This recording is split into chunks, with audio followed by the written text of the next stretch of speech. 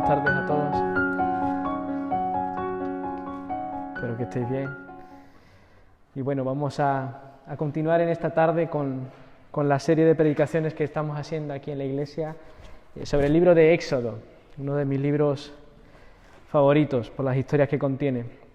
Y en esta tarde vamos a ir a la lectura, en primer lugar, a Éxodo capítulo 2. Fran me ha recordado que si alguien necesita traducción, hay algunos dispositivos allí para repartir a la gente. Vamos a ir a Éxodo capítulo número 2 y vamos a leer desde el versículo número 11. Vamos a leer desde el versículo número 11 hasta el versículo 25. Y dice así: En aquellos días sucedió que, crecido ya Moisés, salió a sus hermanos y los vio en sus duras tareas, y observó a un egipcio que golpeaba a uno de los hebreos, sus hermanos. Entonces miró a todas partes, y viendo que no parecía nadie, mató al egipcio y lo escondió en la arena. Al día siguiente salió y vio a dos hebreos que reñían.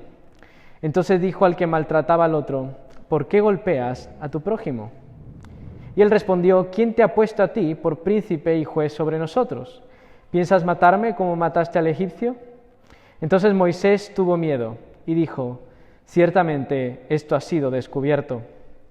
Oyendo Faraón acerca de este hecho, procuró matar a Moisés, pero Moisés huyó de delante de Faraón y habitó en la tierra de Madián. Y estando sentado junto al pozo, 7 hijas que tenía el sacerdote de Madián vinieron a sacar agua para llenar las pilas y dar de beber a las ovejas de su padre. Mas los pastores vinieron y las echaron de allí.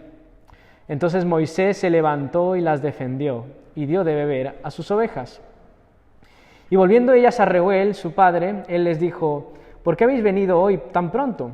Ellas respondieron: Un varón egipcio nos defendió de mano de los pastores, y también nos sacó el agua y dio de beber a las ovejas. Y dijo a sus hijas: ¿Dónde está? ¿Por qué habéis dejado a ese hombre? Llamadle para que coma. Y Moisés convino en morar con aquel varón, y él dio su hija Séfora por mujer a Moisés. Y ella le dio a luz un hijo, y él le puso por nombre Gersón, porque dijo: Forastero soy en tierra ajena.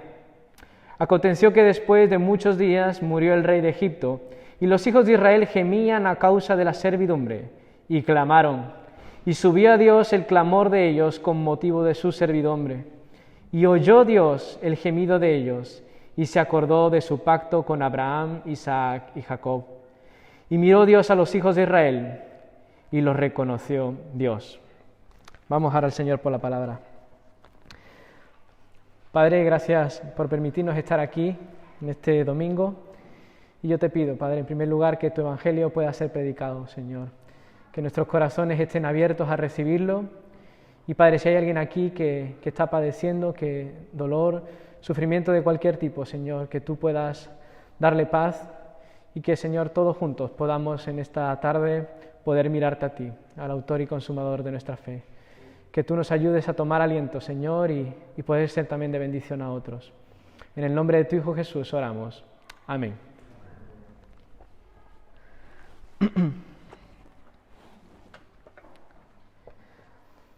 Mientras leía los versículos de nuestro texto de hoy, me venían una y otra vez las imágenes de la que puede ser la película del oeste más emblemática de los años 80, El jinete pálido, que este año ya cumple 35 años. Este clásico del western americano coge su título del libro de Apocalipsis, y como toda película del oeste comienza con una tragedia. En este caso, la trágica muerte de un perro por los disparos de unos maleantes. La dueña del perro es Megan, una adolescente que mientras entierra a su mascota en el bosque, empieza una oración llorando y citando el Salmo 23.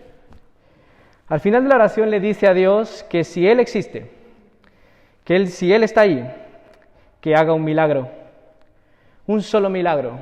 De lo contrario, tanto ella como todos los que habitan en el campamento de mineros en el que vive, morirán a manos de estos villanos. Mientras va acabando su oración, al mismo tiempo, a lo lejos, viniendo de las montañas, vemos cabalgando a Clint Eastwood, un forastero que traerá justicia a los pobres mineros y al que todos llaman el predicador. Claro, lo que nadie sabe es que este predicador no es precisamente un santo, sino un matón que huye de su pasado, disfrazado de ministro religioso y coqueteando con todas las mujeres que encuentra en su camino. Esta ambigüedad, esta doble cara de los héroes de nuestra cultura con la que tanto nos identificamos muchos de nosotros, es también la que encontramos en la vida de Moisés. Por un momento pensamos que el pueblo de Israel por fin tendrá justicia a manos de este judío infiltrado en la realeza egipcia, pero pronto nos damos cuenta de que su juicio está torcido y carece de integridad.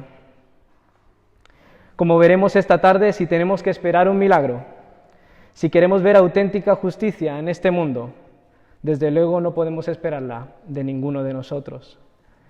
En lugar de ello, como el salmista, tenemos que dirigir nuestros ojos a la montaña y ver más allá. De allí vendrá nuestro verdadero socorro. De Dios mismo, el Padre que escucha el clamor de los que reconocen que sin su milagro están totalmente perdidos. Ahora bien, antes de continuar meditando en nuestro texto de hoy, creo que puede ser muy útil situar el relato dentro del libro de Éxodo. Este libro que, como muy bien nos recordaba Alberto la semana pasada, no es simplemente una crónica de cómo fueron liberados miles de esclavos. Éxodo nos enseña cómo Dios, tras liberar a los hebreos de Egipto y hacer un pacto con ellos, desciende en toda su gloria y habita en medio de Israel. Por tanto, tenemos que tener presente a lo largo de toda esta serie de predicaciones que el libro de Éxodo es la historia de cómo Dios vuelve a morar en medio de su pueblo. Cómo Dios vuelve a morar en medio de su pueblo. Por ello podemos decir que nuestro texto pertenece a la primera parte de esta gran historia, la liberación de un pueblo que ha inspirado películas, canciones y hasta movimientos políticos. Y si lo veis ahí en vuestras Biblias, los versículos que van del 11 al 25 del capítulo 2 aparecen en el libro de Éxodo a modo de bisagra, como un puente que conecta los antecedentes de Moisés, su niñez y su juventud, con su llamamiento a ser el enviado de Dios para liberar a su pueblo, como podéis ver en los capítulos siguientes. Así, por un lado, descubrimos que aunque en sus primeros días se cría con su madre judía, Moisés no recibe su nombre hasta que la hija de Faraón lo adopta. Esta estrecha relación que tiene Moisés, entre Moisés y la realeza egipcia, nos permite comprender por qué, a pesar de ser judío, Moisés debe salir a ver a sus hermanos, como leemos en nuestro primer versículo, el versículo número 11. Y esta es la experiencia de muchas de las grandes figuras de las revoluciones sociales a lo largo de la historia, como Tolstoy, por ejemplo. Jóvenes que viven en clases acomodadas, nobles, burgueses, aristócratas, que salen de sus palacios y de sus mansiones y descubren que su estilo de vida está lejos de ser la norma en este mundo.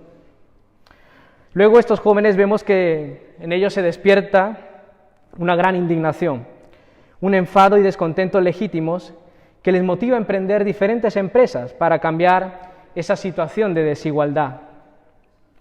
Y los cristianos podemos decir que es un enfado legítimo, justo, porque el Dios en el que creemos es un Dios que se presenta a sí mismo como el Padre de los huérfanos y defensor de las viudas, el Señor que hace justicia a los oprimidos y muestra su amor al extranjero, proveyéndole ropa y alimentos, como nos recuerdan los salmos.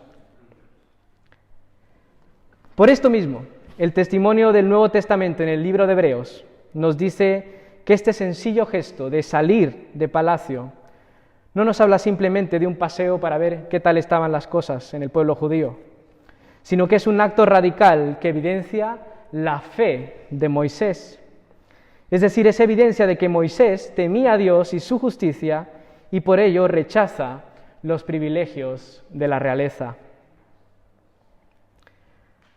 Pero claro, como muchos en este país saben, que la gente crea en el Dios justo de la Biblia no es garantía alguna de que esa misma gente vaya a hacer justicia del modo adecuado. Y esto mismo vemos en Moisés. Leemos el versículo 11 y el 12. Y observó a un egipcio que golpeaba a uno de los hebreos, sus hermanos. Entonces miró a todas partes y viendo que no parecía nadie, mató al egipcio y lo escondió en la arena. Estaréis de acuerdo conmigo en que el asesinato de Moisés viene motivado por una causa totalmente justa: defender a sus hermanos, como hemos comentado antes. Sin embargo, sabemos que ningún inocente oculta lo que ha hecho, pero esto es precisamente lo que hace Moisés. Alguno podría intentar justificar a Moisés diciendo que una revolución bien organizada no se organiza jamás a la luz del día.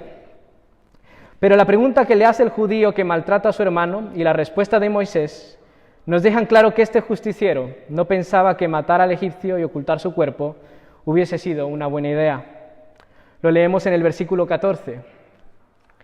¿Quién te ha puesto a ti por príncipe y juez sobre nosotros? ¿Piensas matarme como mataste al egipcio? Entonces Moisés tuvo miedo y dijo: ciertamente esto ha sido descubierto. Si os fijáis, la reacción de miedo de Moisés es muy similar a la de Adán en Génesis 3, al ser descubierto en su pecado. La pregunta aquí importante es: ¿qué hay de malo en la justicia de Moisés? El problema es que se trata de una justicia humana y por tanto imperfecta e insuficiente, ya que su testimonio no solo es condenatorio y vergonzoso, sino que carece de la autoridad moral y el poder para hacerla efectiva. Nuestra conducta revela que nuestra sabiduría, nuestra manera de entender el bien y el mal, está nublada por nuestra vanidad. Si alguien piensa que esto no es así, basta con que vayamos algún día a la cárcel y propongamos dejar en libertad a todo aquel que se considere inocente. Todos sabemos lo que sucedería, ¿no? Todas las celdas quedarían vacías. Hermanos y hermanas, si a la justicia de Dios le sigue la piedad, la fe, el amor y la humildad, a la justicia humana le persigue su propia condenación. Alguien podría pensar que todo esto es un argumento para justificar la indiferencia o la pasividad frente a las injusticias de este mundo. Y puede que muchos cristianos hayamos fallado en nuestro deber de cumplir con la religión pura y sin mancha, que no tiene tanto que ver con la escuela o el seminario teológico del que provengas, sino con visitar a los huérfanos y a las viudas en sus tribulaciones y guardarse sin mancha del mundo, como nos dice Santiago. Pero quien haya leído la Biblia sabe que ella no nos lleva ni a la indiferencia, ni a fustigarnos por las injusticias de este mundo. Si esta tarde meditamos en nuestra incapacidad para hacer justicia, es porque finalmente el texto nos está animando a recordar que existe una justicia mejor. Que la verdadera justicia no proceda de Moisés o de ninguno de nosotros, resalta la justicia perfecta en Cristo Jesús. Así que antes de darnos golpes de pecho o de quedar paralizados por el cuadro que la Biblia hace de nuestra justicia, meditemos un rato más en la justicia de este Dios justo y misericordioso que nos revela la palabra. Y para ello vamos a dar un salto. Demos un salto y leamos el epílogo de esta sección. Leamos esos versículos finales, empezando por el número 23. El versículo número 23 del capítulo 2. Dice así: Aconteció que después de muchos días murió el rey de Egipto, y los hijos de Israel gemían a causa de la servidumbre, y clamaron. Y subió a Dios el clamor de ellos con motivo de su servidumbre. Y oyó Dios el gemido de ellos, y se acordó de su pacto con Abraham, Isaac y Jacob. Y miró Dios a los hijos de Israel, y los reconoció Dios. Al hablarnos del Dios de Abraham, Isaac y Jacob, Moisés, el autor de este libro de la Biblia, nos lleva directamente a los pasajes de Génesis, donde nos describe este pacto con los patriarcas. Esta referencia no es una simple anotación, sino la base sobre la cual Dios mismo se da a conocer en los siguientes capítulos de Éxodo. Y también es el fundamento que da autoridad al profeta para hablar a su pueblo. Por tanto, comienza aquí un fuerte énfasis en la identidad de quién sacará realmente a Israel de su aflicción. Finalmente, Moisés se convertirá en príncipe y juez de sus hermanos, como veremos más adelante en Éxodo. Pero esto solo será por la autoridad del verdadero juez de su pueblo, el Dios de vuestros padres, el Dios de Abraham, Dios de Isaac y Dios de Jacob, como nos dice el capítulo 3. Como vemos, el Dios justo y misericordioso del que hablamos es, por tanto, el Dios que ha hecho un pacto con Abraham, Isaac y Jacob. Y el texto nos muestra en estos versículos dos características importantes del carácter del Dios de Israel. Nos dice que es un Dios que oye el clamor de su pueblo y, en segundo lugar, es un Dios que se acuerda del pacto con su pueblo. Es un Dios que oye el clamor de su pueblo y es un Dios que se acuerda del pacto con su pueblo. Meditemos primero en esa segunda característica. Dios se acuerda del pacto con su pueblo. Alguno podría pensar que si Dios se acordó de pacto es porque a veces este Dios se le olvidan ciertas cosas, como a cualquiera de nosotros. Pero como nos decía Alberto la semana pasada, ya la promesa dada a Abraham acerca del nacimiento de Isaac, allí había una clara profecía acerca de todo lo que acontecería al pueblo de Israel en Egipto. Por tanto, parece que no estamos hablando aquí de la memoria de Dios, sino de otra cuestión. En esos momentos donde Dios parece estar en silencio, muchos de nosotros nos apropiamos del lenguaje del dolor que descubrimos en tantos salmos y nos preguntamos, ¿por qué te has olvidado de mí? Imaginad 400 años de esclavitud. Imaginad qué pudieron haber pensado aquellos israelitas acerca del Dios de sus padres. ¿Cuántos de ellos pensaron que el Dios de Abraham, Isaac y Jacob se había olvidado de ellos? Sin embargo, al afirmarnos que Dios se acordó de su pacto, Moisés nos recuerda a todos nosotros que tarde o temprano, ese Dios que parece no responder a nuestra súplica, de día mandará su misericordia y su sol de justicia resplandecerá sobre todos aquellos que esperan en Él. Hermanos, si Dios se acuerda de su pueblo, no es porque tenga problemas de memoria, es porque es un Dios fiel y misericordioso.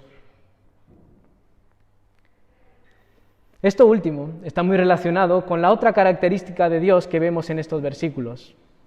El Dios de Abraham, Isaac y Jacob es un Dios que oye, que escucha el clamor y el gemido de su pueblo. Si os habéis dado cuenta, hasta estos pasajes de Éxodo, el narrador solo nos ha contado los sucesos que describen el dolor y el sufrimiento de Israel en Egipto. Y aunque en el primer capítulo vemos que el temor a Dios evita un mal mayor, no es hasta el versículo 23 del capítulo 2 donde comprobamos que el pueblo clama y gime a Dios por justicia. Este clamor por justicia es un elemento que resuena en toda la historia de la redención.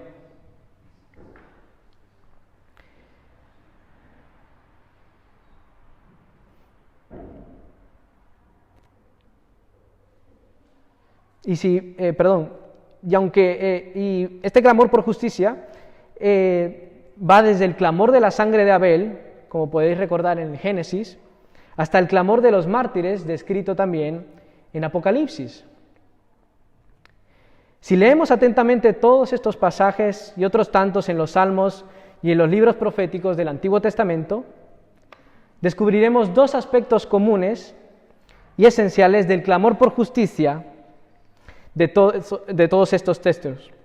En primer lugar, veremos que se trata de un clamor justo.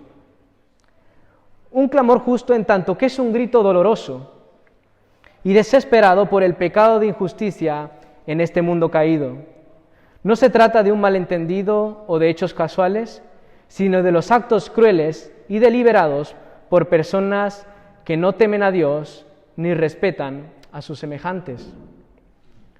Por otro lado, este clamor también es justo porque proviene del pueblo de Dios, es decir, sus santos, los que temen a Jehová y son de espíritu contrito y humillado. El otro aspecto común que encontramos en el clamor de justicia a lo largo de toda la Biblia es que es un clamor dirigido a un Dios justo. Es decir, no es el grito vacío y existencial que va dirigido a la nada, sino del llanto consciente que dice: ¿hasta cuándo? ¿Hasta cuándo, Señor?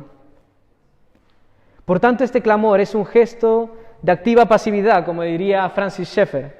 Es un acto en el que el pueblo de Dios rechaza la venganza o cualquier acto que pueda ir en contra de su voluntad y decide esperar en el Dios que juzga en la tierra, ya que solo Él oye y no dejará para siempre caído al justo. Ahora bien, aunque muchos de nosotros podemos estar más o menos seguros de que hay un Dios que escucha el clamor de su pueblo, de lo que dudamos realmente es que nosotros podamos ser sus santos. Y dudamos con razón, porque si el clamor que escucha el Dios justo de Israel debe ser el de los mansos, el de los justos, el de los que confían en Él, entonces estamos en un aprieto.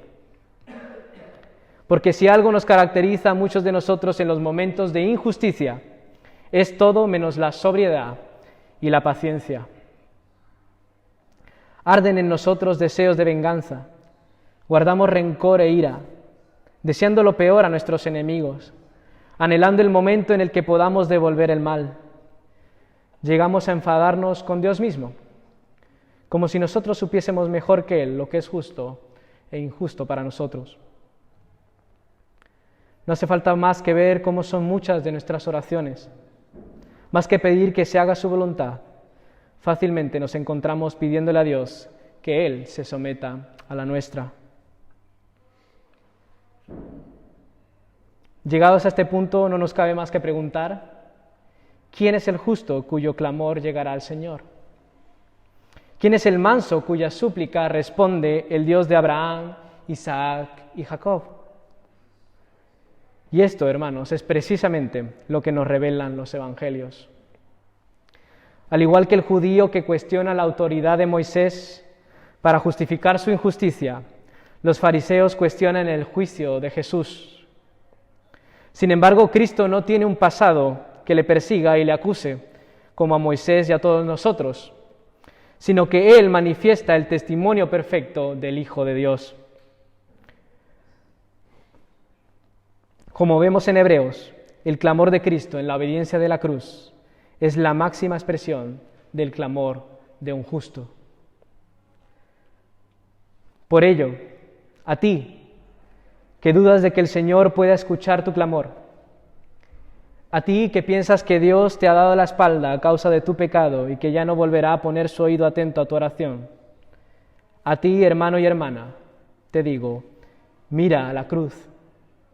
Pon tu mirada en el autor y consumador de la fe que tanto necesitamos. A través de su muerte y resurrección podemos estar seguros de que Cristo Jesús no solo intercede por nosotros y comprende nuestro dolor ante la injusticia de este mundo, sino que a través de Él tenemos la garantía absoluta de que al final obtendremos la justicia perfecta, la justicia de eterna salvación. Jesús renunció a los privilegios de palacio para acercarse a su pueblo. Todos, absolutamente todos los que nos arrepentimos y confesamos a Cristo como Señor y Salvador, ahora podemos elevar nuestro clamor justo y santo delante del Padre, confiados en que Él responderá.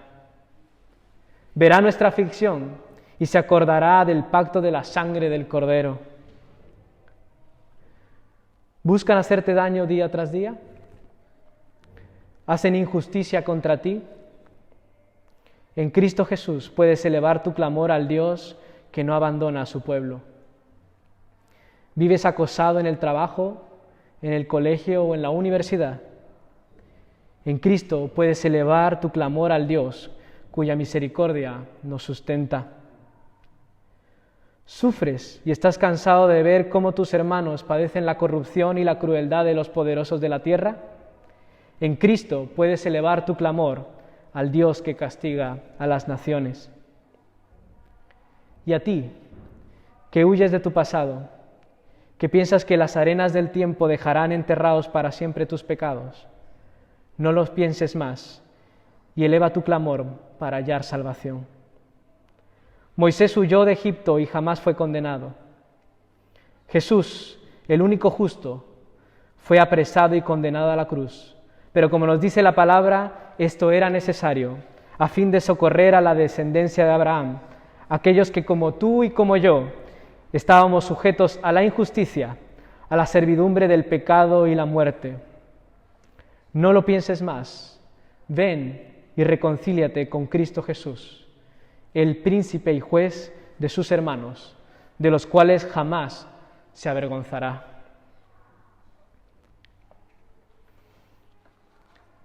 Para terminar en esta tarde, os invito a volver al texto una vez más. Y leamos ahora desde el versículo número 15, que dicen así: Oyendo Faraón acerca de este hecho, procuró matar a Moisés, pero Moisés huyó de delante de Faraón y habitó en la tierra de Madián.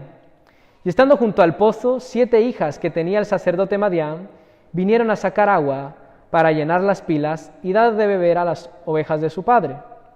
Mas los pastores vinieron y las echaron de allí. Entonces Moisés se levantó y las defendió y dio de beber a sus ovejas. Y volviendo ellas a Reuel su padre, él les dijo: ¿Por qué habéis venido hoy tan pronto? Ellas respondieron: Un varón egipcio nos defendió de mano de los pastores, y también nos sacó el agua y dio de beber a las ovejas. Y dijo a sus hijas: ¿Dónde está? ¿Por qué habéis dejado a ese hombre? Llamadle para que coma. Y Moisés convino en morar con aquel varón, y él dio su hija Séfora por mujer a Moisés. Y ella le dio a luz un hijo, y él le puso por nombre Gersón, porque dijo: forastero soy en tierra ajena.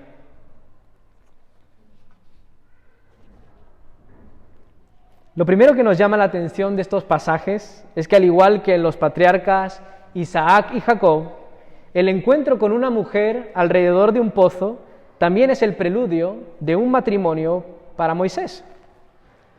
Parece una técnica para ligar que va de generación en generación. Estos encuentros en los pozos son un motivo muy importante en el relato bíblico.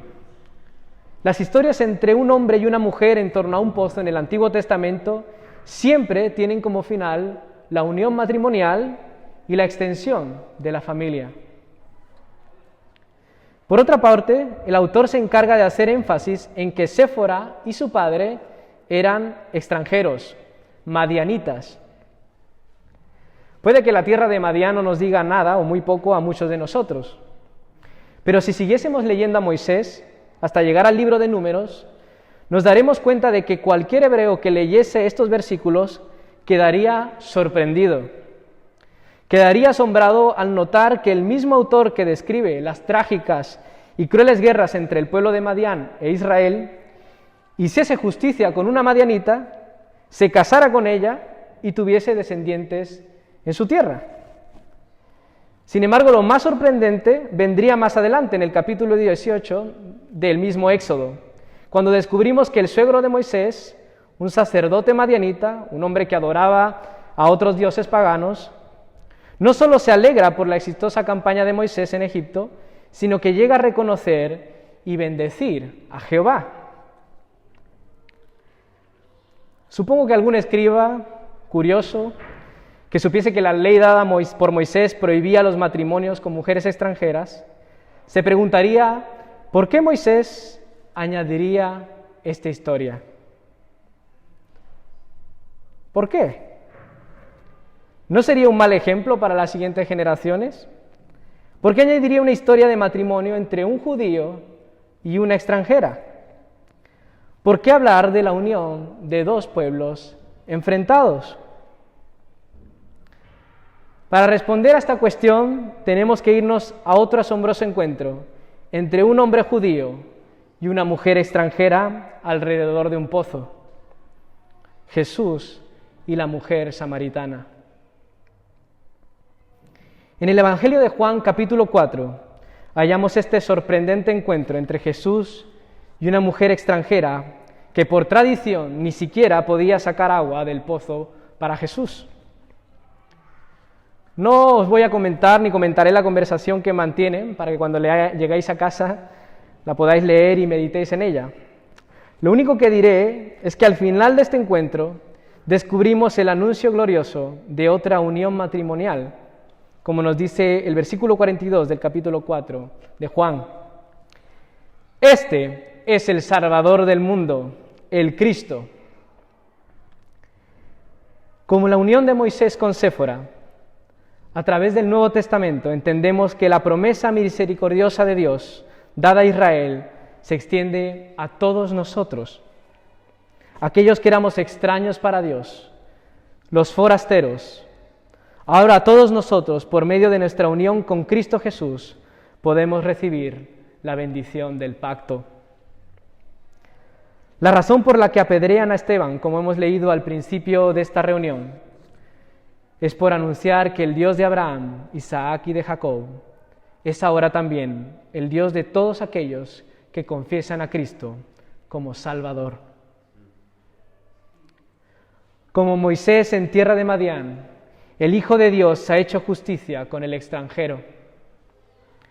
Él ha llamado amada a la no amada, y solo en Él, el pueblo que no era suyo, será llamado Hijo del Dios viviente.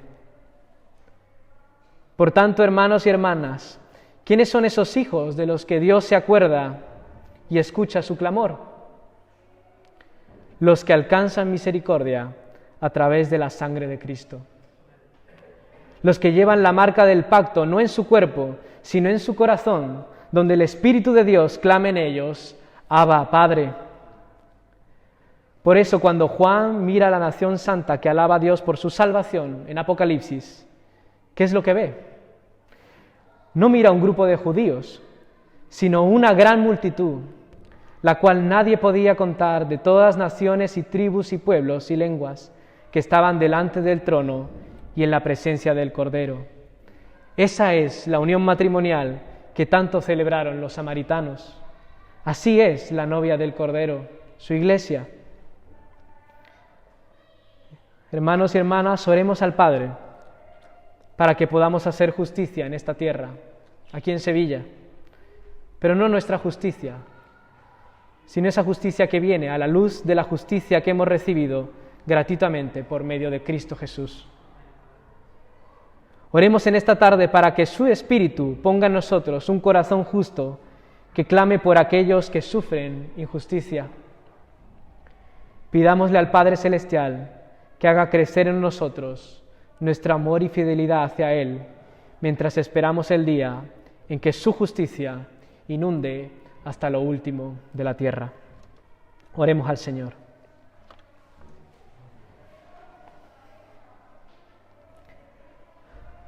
Gracias, Padre, porque por medio de tu palabra, por medio de la Biblia, podemos conocerte a ti, Señor.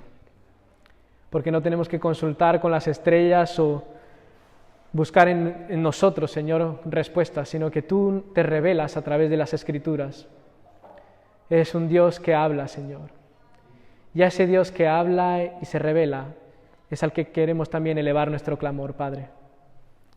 Y sabemos, Señor, que realmente no lo merecemos, que ninguno de los que está aquí, Padre, merece realmente acercarse a ti o hacer cualquier petición.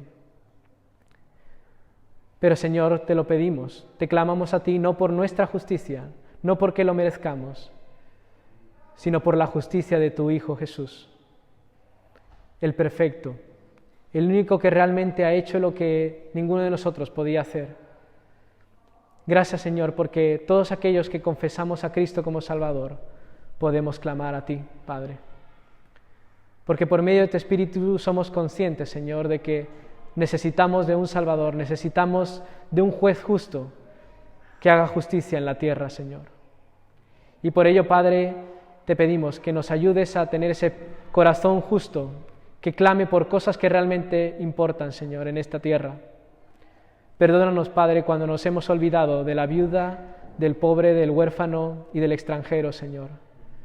Perdónanos por ser egoístas, porque, Señor, sabemos que tú desde el principio nos pones en tu palabra que eres un Dios que cuida de aquellos que lo más lo necesitan, Padre. Y, Señor, si hoy estamos aquí orándote a ti por esto, es porque también nosotros somos pobres, porque nuestra justicia no es suficiente, Señor, para ser salvos. Aparta de nosotros, Señor, cualquier intento de hacernos justos por nosotros mismos y enséñanos a ser humildes para clamar a ti.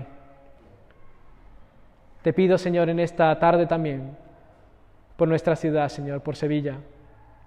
Señor, tú conoces cuánta gente hay sufriendo ahora mismo, ya no solamente por la situación de la pandemia, sino por otras cuestiones económicas, de salud, Padre, de familia. Señor, ten misericordia de esta ciudad. Ten misericordia de nuestros vecinos y nuestros amigos, Señor. Y escucha también sus gemidos. Escucha, Señor, nuestro clamor. Gracias, Padre, por escucharnos, porque sabemos que eres real y porque por medio de Cristo, Señor, vemos que hay garantía de justicia para nuestras vidas. Porque si tú entregaste a tu único Hijo, Señor, para poder redimir a tus hijos, ¿cómo no vas a hacer todo lo demás? A ti sea la gloria, Padre. En el nombre de Jesús oramos. Amén.